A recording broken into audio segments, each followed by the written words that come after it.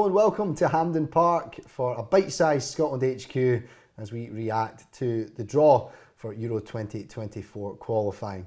I'm delighted to say I am joined by the voice of the Scotland national team, and yes, Rory Hamilton is with me here at Hampden to look on what we've just witnessed here, Rory. I guess immediate reactions to that draw. We watched it together. We were optimistic at points, and then we maybe got a little bit nervous about some of the quality we'll be coming up against. But overall, it's exciting to look ahead.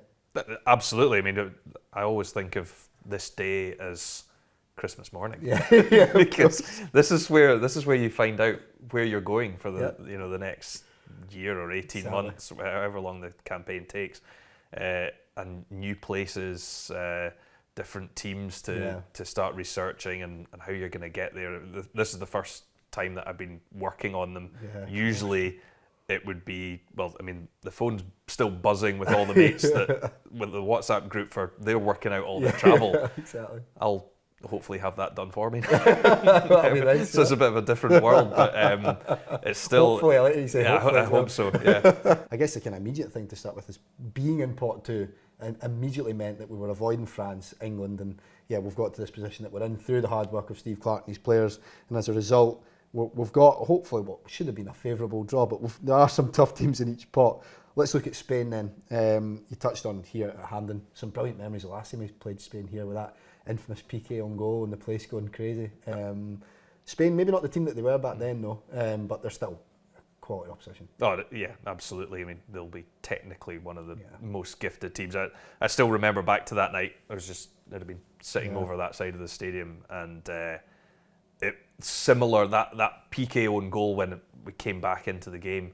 It felt almost like one of those like Griffiths against totally. England moments. The place went absolutely bonkers. Yeah. Being away to Spain will be tough, as it would be with any of the pot 1 teams. But like I say, I think here against any of them, I fancy Scotland to get something. Yeah, haven't played them since 2011 as well, which I think it's quite nice because you and I were talking about, you look at teams like maybe Belgium in that first pot, you're like, nice to be avoiding these teams that we're maybe a bit more familiar with. So yeah, over 10 years since we last played Spain feels quite strange to think of it, doesn't it? That feels really strange. To me, it feels like it was about 3 or 4 years ago. There's going to be a lot of nice things to obviously go and sample over in Spain, wherever the game might be. Could be exciting. You spoke about some of your recent experiences travelling over to Spain to follow the team. Yeah, no, Spain's one of my favourite places to go to. It's a cracking place. And we were just talking beforehand about the last time in Spain, and the first game was a double header away from home, and I'd had to go. I flew out on the morning of the game to Liechtenstein, but had to go, I think, via Luton and then to Geneva, and then a train and a taxi to get to Liechtenstein. We stayed in Austria, so it was in 5 countries in one day. But it was worth it for the 1-0 win, and I'm going to quiz question myself. I think it was Craig McHale-Smith got the winner in that game. But then it was straight down via Munich and Valencia to Alicante, and sort of arriving with still the gear on from Liechtenstein, where it was sleet and hail. So you get on the beach in Alicante and you've kilt socks and a fleece on. What a sight that would be for the Spanish locals, I tell you. Let's look at Norway then. Pot 3. Erling Haaland.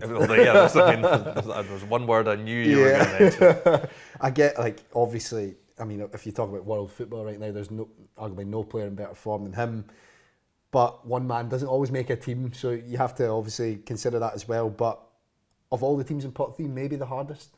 I think they were the one to avoid. I think obviously just with recent history, I think Ukraine were probably one to avoid as well. Of course, yeah. But Norway is tough because of one man, really. As you say, it's not a one-man team, but I've been fortunate enough to see him in the flesh this season for Manchester City. He scored a first-half hat-trick against Nottingham Forest, and he was just unbelievable. He was on a whole other level, even to the Manchester City players, who are absolute top level. Like you spoke about Haaland and watching him that day up against Scott McKenna.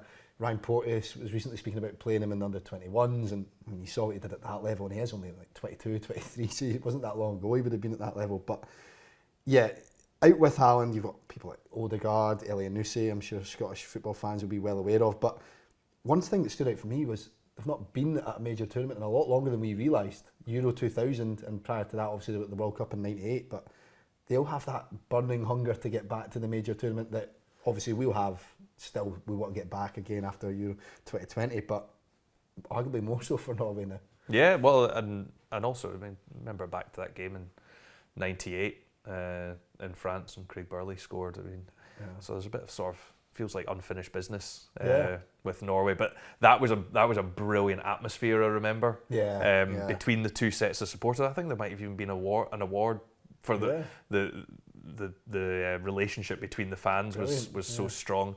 And you also spoke about unfinished business, which probably brings us nicely onto pot 4. And Georgia, I mean, I guess like you could say over Clark's reign, we've maybe been putting a few ghosts to bed or kind of seen unfinished business away, but Georgia feels like something that we need to now address, and we've got an opportunity to do that. It's almost it's the one flag that when you're watching that draw coming out that you're thinking, not them, not that one, not that one. But as you say, it does feel like we're in a very, very different place. Yeah, exactly. And I think the support probably feel that as well. It's like we're just getting rid of some of the baggage that has probably been with the national team for decades, and losing that maybe a bit of pessimism. I think, interestingly, you and I spoke a little bit as well about mindset at elite level of football and how we're maybe getting rid of some of these ghosts or the baggage bit by bit. John McGinn actually spoke about that recently as well. He thought maybe going into Euro 2020 we weren't in the right mindset to go in and really compete, but now we've been there and we're going into this and we're going up against really good teams. We probably will be slowly making ourselves accustomed to competing at this sort of level and getting to that stage again the more we're playing top opposition ultimately. It's very difficult to make the jump from like a pot 4 team to competing and trying to beat pot 1 teams. Yeah. So it has been a process with Scotland to go from 4 to 3 to now to 2. And it maybe takes one major tournament or another one just to keep it going, to start believing in that confidence that you deserve to be at that level, and that rather than just being there, that you can actually compete. Yeah, absolutely. I mean, Georgia, we think about some of those results over the years. It is always going to be a tough trip, 7-hour flight. I mean, it is not an easy place to actually go to. But once the fans get over there, they'll be rewarded with some cheaper pints in Norway, at least £1.19 for his average price there, Rory. You like to be kept up to speed. I'm waiting to see when the dates come out, because I might have my snowboard on my back as well and take that out to Georgia. Right. Some good mountains out there. And really make the most of it. It brings us to pot 5 and Cyprus. I mean, there were still some tricky teams in the kind of lower pots. I think pot 5 and Cyprus we've done okay with getting a team that we can hopefully pick up points with, but no disrespect to them, you can't underestimate any opponent. Again, not going to be an easy place to travel to. I don't think any team will be, but how do you see Cyprus ranked 110th in the FIFA rankings? Yeah, I mean, they're certainly not a team that I would write off. You would expect, of course, to beat your pot 5 team here away from home. Yeah, you would hope so. Like you say, there were harder ones. I think Slovakia. I think we're down in pot 5. So I mean, that's one to avoid. Totally. Absolutely. Yeah. So Cyprus. I think they're a relatively strong pot 5 team. The other way to look at it is that maybe they can nick a point here or there off a Norway exactly. that damages their campaign. So it's not always a downside to have a strong lower pot team. Exactly. Yeah, and I think as well with Cyprus, we were talking about some of the other teams and maybe been a bit of time since we've played them. Not that long ago since we've played Cyprus and Steve Clark's first game in charge. It'd be interesting to see, because maybe not a great deal can change with the groups of players, really, how much we've grown in that time when we next come up to face them. That'll be interesting to see that, won't it? Because it was narrow, 2-1, last minute Ollie Burke winner.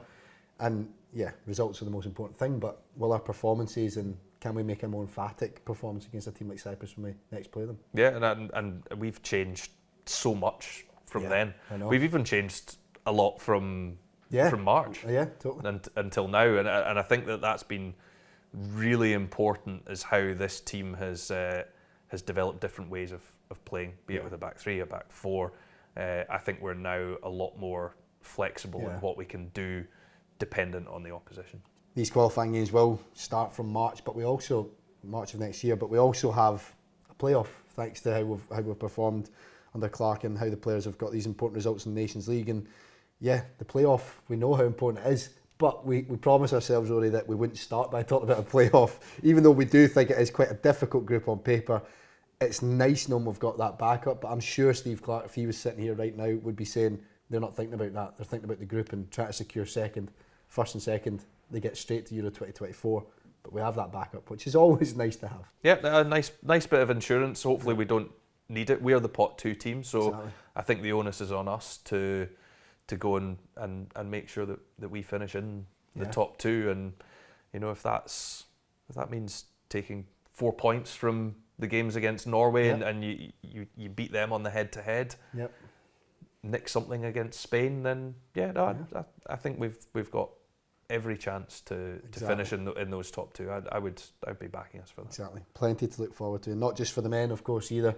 As we sit here in Hampden, just a couple of days away from the women's team taking on Republic of Ireland here in a crucial playoff final match. And yeah, it's going to be great to see Hampden bouncing again. The support was brilliant for the women's team on Thursday, but huge one Tuesday.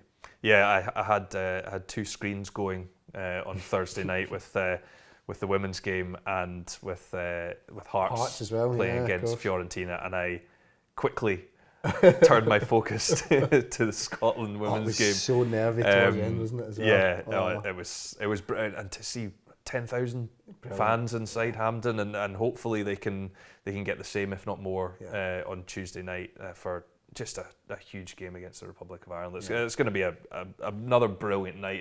It's great to see them doing so well. Yeah, because we saw the huge influence getting to the last World Cup did for women's football in general, but particularly in Scotland, when being a part of that and doing that again now with the backing that we're seeing is only just going to keep growing the game. And like you say, they're flying the flag so well. Yeah, that was actually we've done so many trips watching Scotland throughout Europe. Yeah. One of the best ones was Nice, Scotland against England in the Women's World Cup. It was absolutely so brilliant, and then almost missed my flight up to Brussels to go and watch the men against Belgium a couple of days later. Made it though. Thank God. Yeah. Well, certainly plenty to look forward to, Rory, as the games get started in the qualifiers next March and beyond. And as we said, for the women's team on Tuesday, let's hope they can get that result. So thank you very much for joining me, Rory. Thank you. I'm sure we'll be chatting again ahead of all this in the weeks and months to come. And thank you to you for watching at home as well. Let's hope Scotland can get the job done for both the women's and the men's team coming up.